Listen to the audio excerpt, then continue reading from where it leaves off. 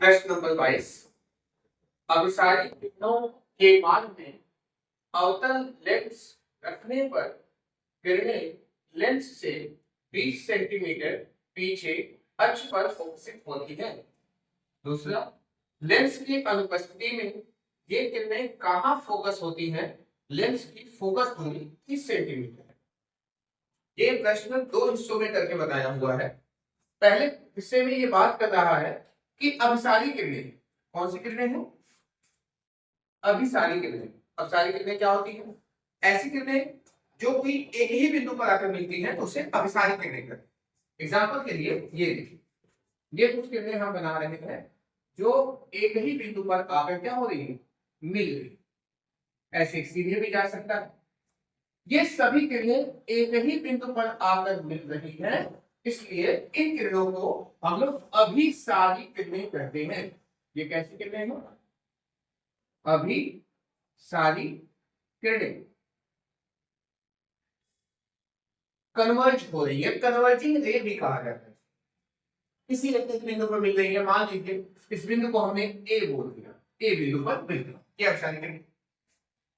कहा है कि इन किरणों के मार्ग में, मतलब इनके रास्ते में हमने एक लेंस लगा दिया। कौन सा लेंस?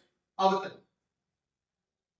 इन किरणों के मार्ग में अवतल लेंस रखने पर किरणें जो है लेंस से 20 सेंटीमीटर पीछे हो जाती है। अक्ष पर क्या होती है? फोकसित होती है। यानी अगर आप सारी किरणें थी, हमने इनके बीच में एक लेंस ला के रख दिया।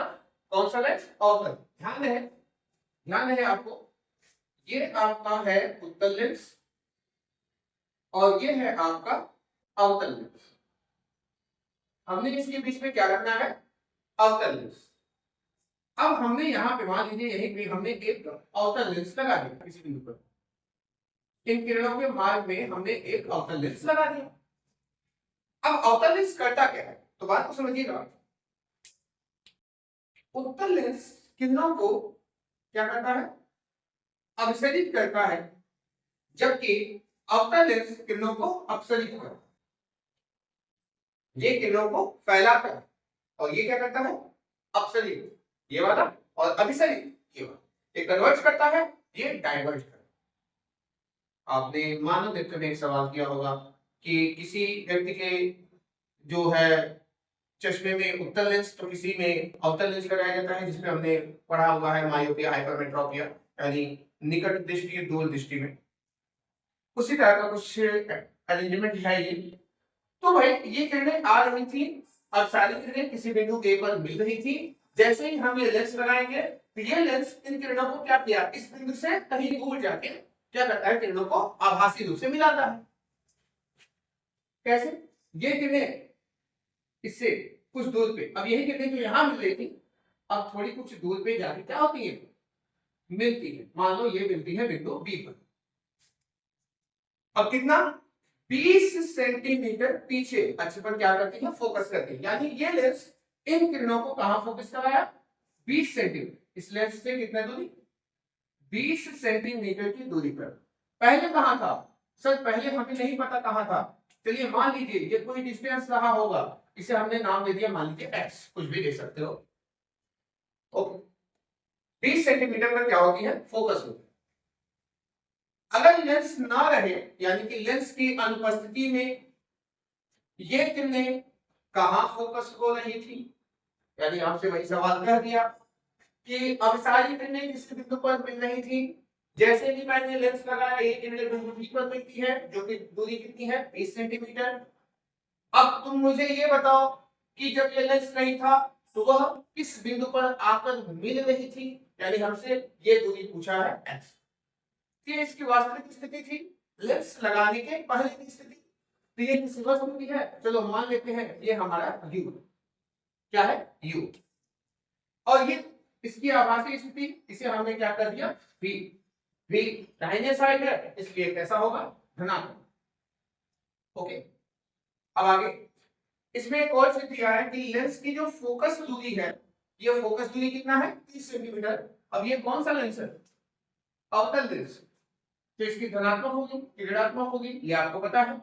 अवतल लेंस की फोकस दूरी, अवतल लेंस की फोकस दूरी फोकस दूरी। आउटर लेंस की फोकस दूरी एफ बराबर धनात्मक में कितना 30 सेंटीमीटर, सॉरी ये आउटर लेंस है तो ऋणात्मक में। उत्तर लेंस की फोकस दूरी धनात्मक, उत्तर लेंस की फोकस दूरी धनात्मक होती है, आउटर की ऋणात्मक। यहाँ पे आप देख सकते हैं एफ का मान पता है, v का मान पता है, u हमको यानी कि इसकी प्रारंभिक स्थिति निकाल के देनी है v का मान। तो अब आपको लेंस का सूत्र लगाना है। लेंस सूत्र से लेंस का फॉर्मूला क्या है 1/f is equal to 1/v minus 1/u। मान रखने पर f का मान कितना 1 बटा माइनस का 30, v कितना है 1 बटा 20 माइनस u कितना है, u हमको ज्ञात करना है, u को छोड़ दीजिए। जब हमें वस्तु का मान पता नहीं है तो यहाँ पे हम धनात्मक और ऋणात्मक नहीं करेंगे, बस ऐसे कर देंगे। ये यहाँ माइनस में, इधर आएगा तो प्लस में, और ये यहाँ माइनस में है उधर जाएगा तो प्लस में। सीधी सी बात, इसे इधर ले जाइए तो 1/u प्लस में हो जाएगा। यहाँ पे ये पहले से है, इसको छोड़ देते हैं, ये माइनस में है उधर जाएगा तो क्या हो जाएगा प्लस में हो जाएगा। अब इसे हल करते हैं 1/u बराबर एलसीएम कितना है, तो कहोगे सर एलसीएम आएगा 60, 20 पियाई 60, 30 दूना 60, तो 1/u बराबर हो जाएगा 3 2 5, 5/7। यहाँ हल करते हैं 5 1 5 और 12 पंजे 7, यानी कि 1/u बराबर क्या हो गया 1/12। तो u का मान कितना आ गया 12 सेंटीमीटर। u कितना आया 12। प्रश्न नंबर 23 कहा है 2 ओम 3 ओम तथा 6 ओम के 3 प्रतिरोधों को किस प्रकार से जोड़ा जाएगा ताकि उसका जो तुल्य प्रतिरोध है वह 4 ओम आए तथा 1 ओम आए। यानी यहाँ हमें प्रतिरोधों को किस तरीके से जोड़ना है। प्रतिरोध को हम 2 तरीके से जोड़ते हैं, एक समांतर क्रम में और एक श्रेणी क्रम में। अगर आपको याद होगा तो समांतर क्रम के लिए समांतर क्रम में प्रतिरोधों को कुछ इस प्रकार से जोड़ा जाता है।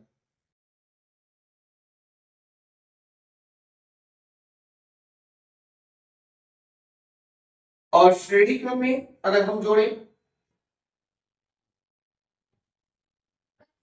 तो हम प्रतिरोधों को एक ही लाइन में कुछ इस तरह से जोड़ दें। समांतर क्रम के लिए हमारा जो सूत्र है वो 1/r करके होता है, 1/r1 plus 1/r2 plus 1/r3 जितने होंगे वैसे जुड़ते हैं। श्रेणी क्रम में तुल्य प्रतिरोध होता है R1 plus R2 plus R, ये तो आपको पता होगा। ये मान के मैं चलता हूं कि आपको श्रेणी और समांतर क्रम के नियम याद होंगे, फार्मूला आपके सामने है, ये आपके फिगर कुछ इस तरह से। अब हमें यहाँ पे 3 प्रतिरोध दे रखे हैं 2 ओम 3 ओम और 6 ओम।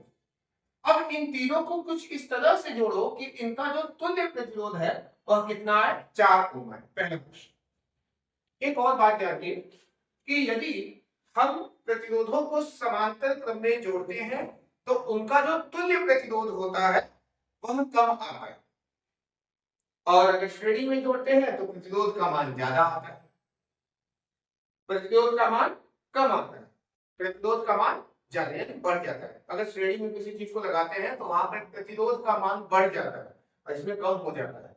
देखिए जैसे हमारे पास कितने हैं, पहला क्वेश्चन में हमें 4 लाना है, तो 2 ओम दिया है, 3 ओम है और 6 ओम, इनको किस तरह से जोड़ा है जोड़ते हैं। देखिए आप जो है 3 ओम के प्रतिरोध को और 4 ओम के प्रतिरोध को समांतर जोड़ें। ये रहा 3 ओम का और ये रहा 6 ओम का, बचा एक 2 ओम का। 2 ओम को इसके साथ श्रेणी क्रम में जोड़ दें। ये मान लीजिए इसका ए सिरा है और ये इसका बी। ये कितने का है देखो, इस तरीके से अगर हम जोड़ेंगे तो इसका तुल्य प्रतिरोध कितना आएगा आपका पहला, यानी कि 4 ओम आएगा। कैसे? 3 और 6 आपस में समांतर क्रम है, समांतर में हल करोगे 1/3 प्लस 1/6 आएगा 2, अब 2 आएगा और ये इसके साथ बनेगा श्रेणी क्रम, 2 + 2 कितना हो जाएगा 4। देखते हैं यहां हल कर देता हूं। देखिए ये और ये एक दूसरे के कौन से क्रम में है समांतर। अगर ये समांतर क्रम में है तो 1/r' मान लीजिए 1/3 ओ प्लस 1/6 ओ हल करेंगे तो एलसीएम आएगा इसका 6, 3 एकदम 3 गुना 6, 3 गुना 6, 6 एकदम 6, 2 + 1 होता है 3, 3/6 करके आया 1/2, यानी 1/r बराबर 1/2 है, तो r डैश बराबर कितना आया 2। यानी यहां आप समझिए कि इसकी जगह पे एक सिंपल सा 2 ओम का प्रतिरोध है, तो 2 ये और 2 ये, अब ये कौन सा क्रम हो गया श्रेणी क्रम। तो जैसे ही श्रेणी क्रम होगा तो कुल प्रतिरोध आ जाएगा आपका ये आर एस जो हमने इनको हल करके निकाला, अब प्लस ये 2 ओम वाला, तो कितना हो जाएगा 2 ओम प्लस 2 ओम बराबर 4, यही तो लाना। ओके, अब कहा है कि इनका जो तुल्य प्रतिरोध हो वो कितना है 1 ओम आए, 1 ओम और कम आए, और कम है तो तीनों को समांतर कर दीजिए। देखिए दूसरी स्थिति में अगर हम दूसरा क्वेश्चन करें, इसका पहला ये रहा, आपको बस इन तीनों को समांतर करने का। देखिए ये लगाया एक पहला, कहीं भी लगा दीजिए समांतर क्रम में 3 ओम, ये हमारा हो जाएगा 6 ओम, और एक और लगा देते हैं, ये हमारा हो गया कितने ओम का 2। ये है आपका 3 ओम, ये है आपका 6 ओम और ये है आपका 2। आप चाहे तो इनको आगे पीछे कर सकते हैं, ठीक है। ये रहा इसका ए टर्मिनल और ये रहा बी, ऐसे आप चित्र बना दीजिएगा।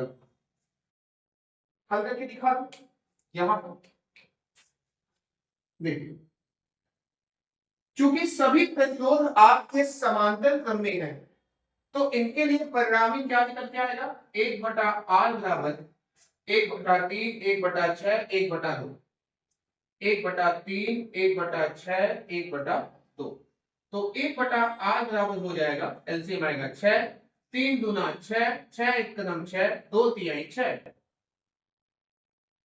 2 1 3, 3 3 कितना होता है 6/6 करके कितना आ गया 1/1, यानी r का मान कितना आ गया 1 ओ 1 लाना। यानी अगर तीनों प्रतिरोध को समांतर में जोड़ेंगे तो परिणामी 1 मिलेगा, और अगर इसमें से 3 और 6 को समांतर करके एक जो बचेगा 2 ओम का उसे श्रेणी करेंगे तो ये कितना आएगा 4। यही हमारा सवाल पूछा, नोट कर लीजिए।